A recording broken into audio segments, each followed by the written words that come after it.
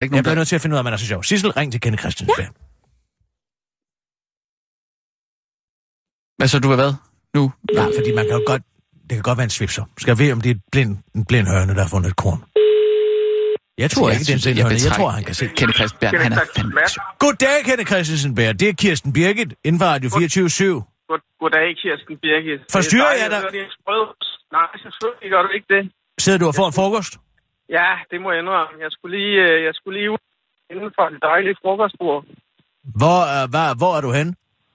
Jeg er nede på Næsbyholm Slot. Ja, det lyder lækkert. Er der smørbrød? Nej, det er det ikke. Det er sådan lidt alt godt tærte, og ja, der er alt muligt laks og dejlige ting. Jeg vil bare sige, at jeg har en fornemmelse af, at du er rigtig morsom, Kenneth Christensen Bert.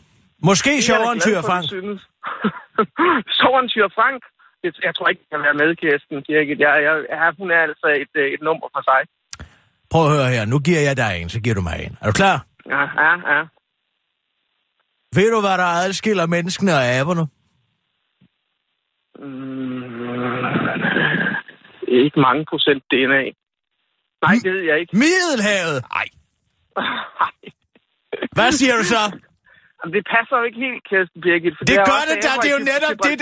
Ja, men altså, du ved, skulle jeg så sidde her og distancere, at der er Gibraltar-æber, og det lige ikke gælder med Gibraltar-strædet? Nej, den er sgu da morsom. Så giver du mig en. Ja, den er sket. Jamen, jeg kan ikke på kommando. Jo, du kan sgu da godt. Du sidder til en våd frokost, skal jeg høre. Der må der rulle nogen over tungen. Men for søren, jeg er bare ikke særlig god til det der med sådan vittigheder. Altså, det er sådan noget, der bare du får en til. Ja, okay. Lad mig høre. Ved du, hvad forskellen er på en nære og en cykel? Det har i hvert fald mere end 1% DNA. Hør her. Forskellen er, at når du tager kæden af en cykel, så begynder den ikke at spille jazz. Det var vist ikke helt stueren, den der. Jeg kan da høre, du trækker på smilebåndet, Kenneth. Synes du ikke, det var sjovt? Den er sgu da morsom. Det er en snæver vending, måske. Ja, hør den her. Der kommer en nære ind på arbejdsformidlingen. Så siger han, har du et arbejde til mig? Så siger personen ind på arbejdsformidlingen, ja, hvad med læge, revisor eller advokat? Så siger næren, du tager pis på mig. Så siger han derinde på arbejdsformidlingen, det var sgu da dig, der startede. Ja, okay. Ja, den er meget morsom. Det kan jeg godt se. Har du ikke en? Kom nu! Jamen for søren, jeg er ikke god til det der. Det kommer... Jeg har ikke sådan et arsenal af vittigheder. Hvad kalder man to perker på en scooter? Det ved jeg ikke. Organiseret kriminalitet. Er det så på en scooter? Ja, det er det jo, de sidder med hatten helt oven på hovedet der, ikke? Ja. Hvad er 3 meter langt og viklet omkring en lort?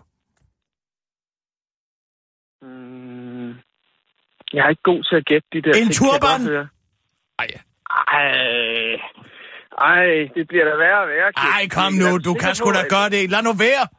Jamen, jeg er ikke god til sådan nogle forhånds... Ved du, hvorfor Koranen er så lang? Ja. Nej. Den skal kunne indeholde hele den danske bistandslov, du. Ja, den har jeg hørt før, faktisk. Nå, hvorfor fanden fortæller du den så ikke?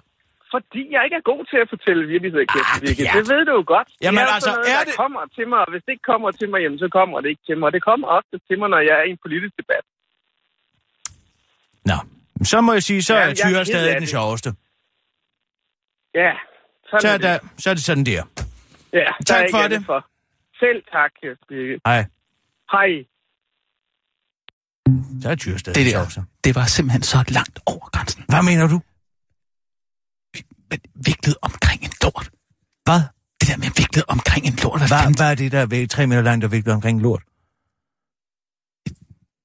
Det var noget mærkeligt at sige. Hvad var det?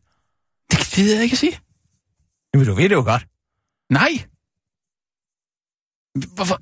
Sissel, ved du, hvad det var? Ja, du sagde en turban, ikke? Jo. Det er overhovedet ikke sjovt. Det der hyggeracisme der, som du kalder det, det er sådan set bare racisme. Nej, det er bare for sjov. Nej. Det er det, du forstår det. Ja, men nej, du forstår ikke, at folk bliver stødt af det. Jeg støtter. Hvem kan blive støttet af at blive kaldt en lort? Ja, måske en, der går med turban. Ja, men hinduerne og sikherne, de er da aldrig blevet stødt over det.